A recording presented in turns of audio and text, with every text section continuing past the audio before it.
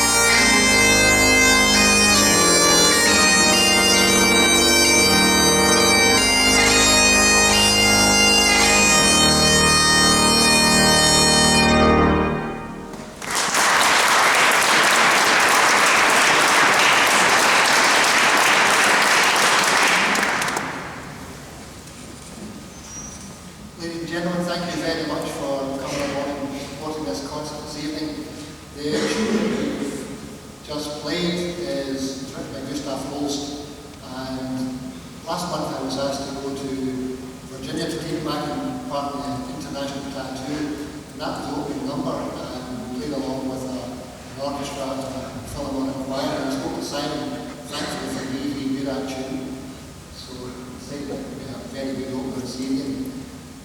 We're going to move on with a very famous Scottish tune, which of course isn't Scottish. Amazing Grace is actually a hymn written in 1773 by an Englishman, and became very popular in the 1960s by American gospel choirs, and of course because of that it's grown and grown. Allegedly, according to the internet, this tune is probably performed around 10 million times annually. I played this in Greece at the weekend with Grand Masses, so this will be the second time. So this is 2 of the 10 million times. Hopefully we'll even do it 2 every time.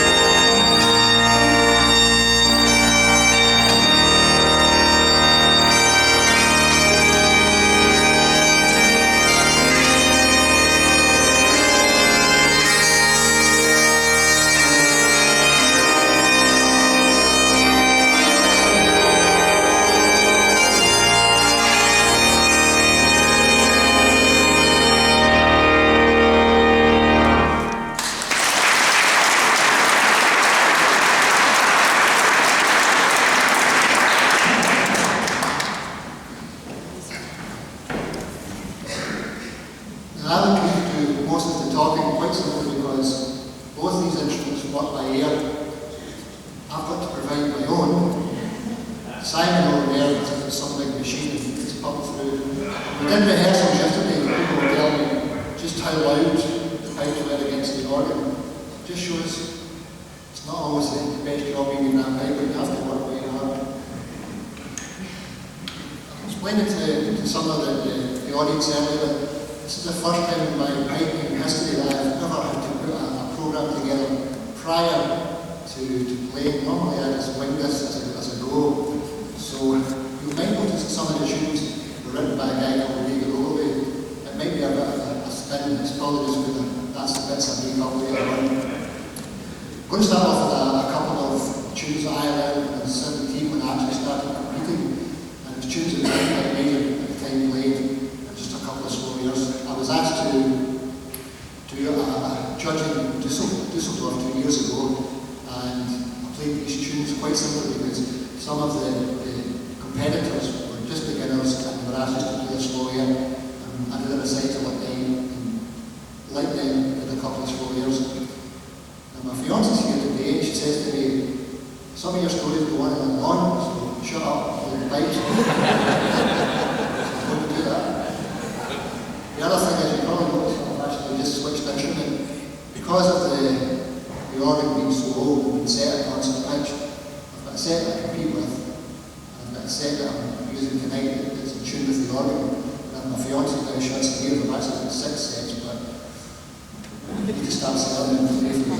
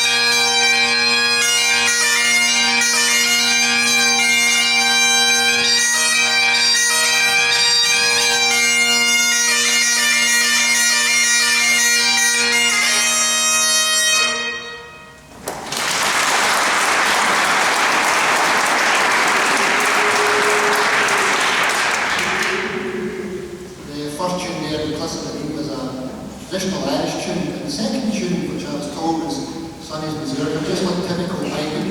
Never ever learned names of tune, just learned tunes, and I believe it's a Bulgarian tune, but please don't quote me on that. I'm going to play two Hornpipes now. They were both written by a fellow called George MacIntyre. George was in the Royal Artillery and was a prisoner of war in the Second World War, and started composing tunes during that time and continued to compose right up to the late 90s when he died. These tunes were both played by the famous Strathclyde Police Pipe Band, and he went on to win 11 World Pipe Band Championships during the 80s and 90s over a period of 13 years.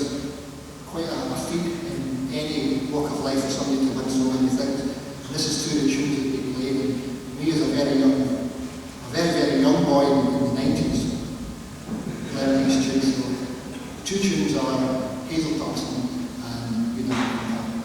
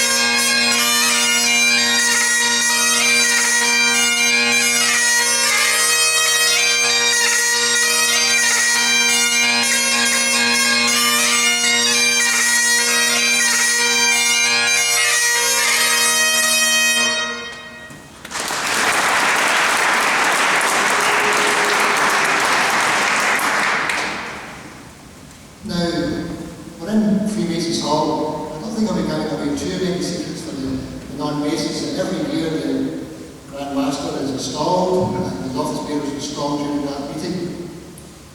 And it's carried out quite expeditiously, and all the office bearers are installed until they get to usually Grand Piper, and installing Grand Massa is something to stay in, studying pipes and so on and so forth. And last year, Brother Marcus Humphrey of the Net actually said, "Oh, not about time we maybe change the tune you play and something a bit more stunning. Perhaps the Cock of the North."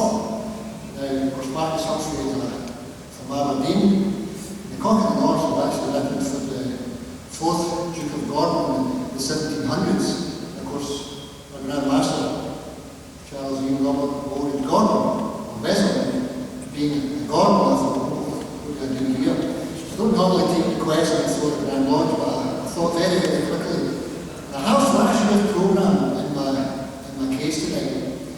I don't have this year's programme, but I do know for a fact that Brother Marcus Humphrey of the Net will probably appear in it. I wasn't sure if I was going to appear in this year's programme, so I thought I'd better play it, and I did. So unfortunately he's not here tonight, but Charles Orange Gordon is. So I'm going to play 2 stirring marches. The first one is the Glendon O'Hare. You might know the words Carrollton, Lock and Whiskey, and for the Cock of the North, the words that usually accompany that are something about Anton Mary having a Canadian up the leg of our drawer. And I'm thinking, there's some foreign people here who probably thinking, why don't drawers have legs? But I'll let the Grand Master explain that later.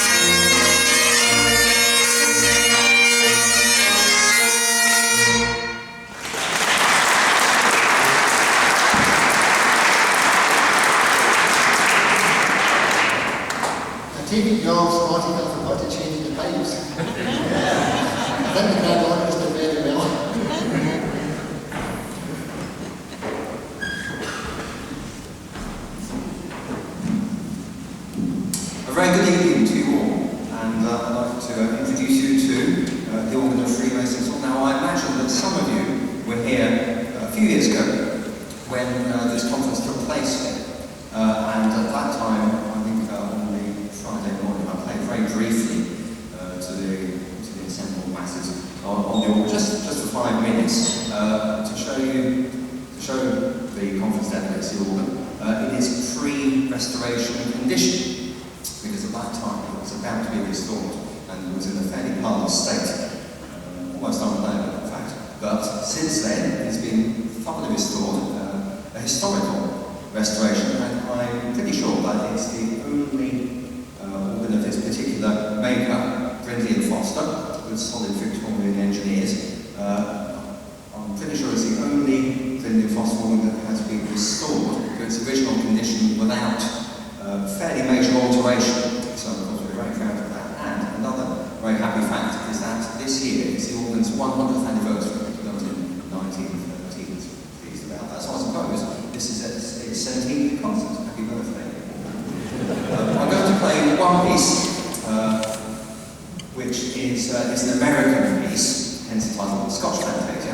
It's based on some well-known and some not so well-known Scottish tunes. I was asking David what one of them was in particular, neither of us did. So if any of you happen to know what all of the tunes are, please write them down, give me the list afterwards. If you would like to hear more of this organ, including a piece in similar vein to the one I'm about to play, there is a CD available from the shop upstairs. I'm not quite sure how much it costs, but whatever it is, it's all very modestly priced.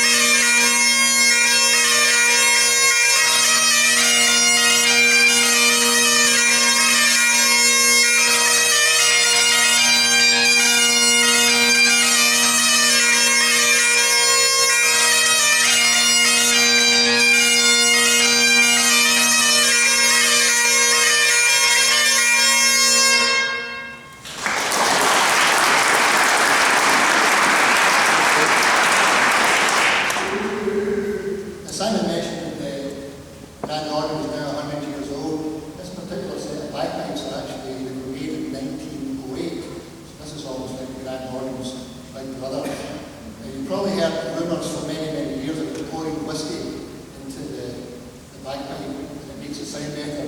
That's not quite correct. What you're supposed to do is when you're bottle whiskey, you're supposed to pour it into yourself. And the more you can put into yourself, the bagpipe will definitely, hopefully, sound a bit better. Played earlier on, I think the hornpipes were very traditional hornpipes with a real swing. You can just imagine somebody dancing to a sailor's hornpipe. Now we play two Irish-style hornpipes. The first one's called the copper kettle. It's spelled wrong because it was supposed to be somewhere I was going one night and the place was actually called the paraffin lamp. I completely got the name wrong, so I decided to call it after what I thought it was going. And the second one, the tune called the Big Barrel. The barrel is when the piper bends his little pinky and tries to make some squiggly sound. It was written by a guy who was my major in shots of the head, and the band went to win 6 world championships over the following 20 years. So one was composed by me, and one was composed by my mentor, Matheson.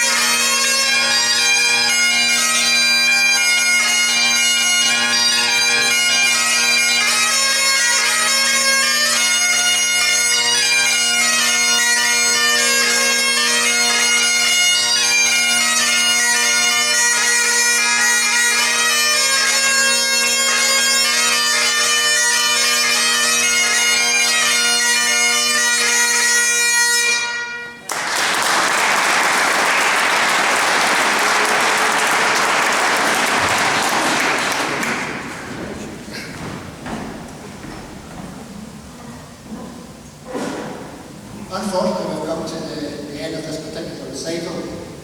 Normally when we open Grand Lodge, Grand Organist plays what we call the Grand March, which is the Garden of Ball. The Garden of Ball was written in 1753 or about by General John Reed. General John Reed was a member of the 42nd Regiment of Foot, which are commonly known as the Black Lodge. I've had this argument for many, many years, being a piper under this as a young boy. And of course, Simon as an organist learned this as an organist. People say it's a pipe tune, some people say it's an organ tune. A few people back up from number 4 who confirmed one time it was definitely a pipe tune. I have never seen the Black Lodge marching into battle.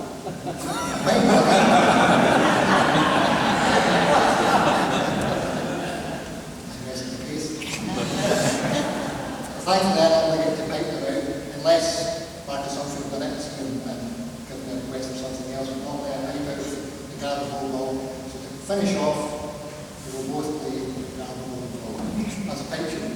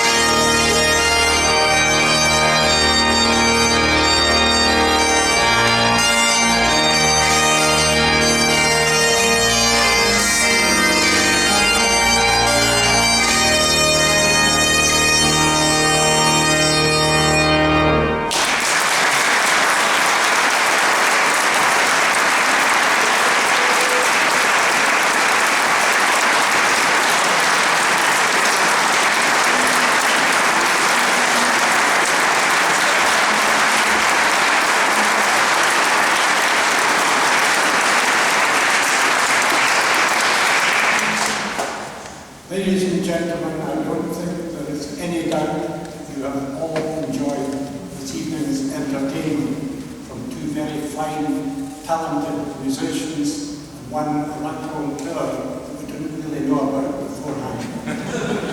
I would like to place on record my thanks to the hallkeeper, Clark Wilson, to his father Morris, who kindly worked the sound for us tonight. And I'd like to thank you all, ladies and gentlemen, for coming along here. If you have enjoyed it, we've got another recital on Friday, the 14th of June. It's in memory of our late Grand Organist, Dennis Townhill, and there are flyers that should go out, and tickets are available.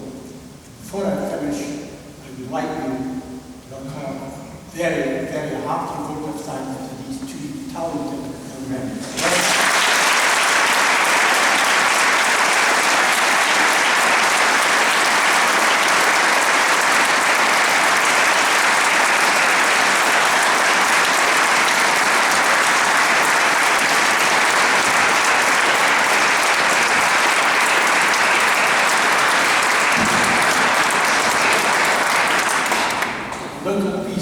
housekeeping, those who are staying to dinner, would you please go downstairs via the door on my right. Thank you. Good night and safe life.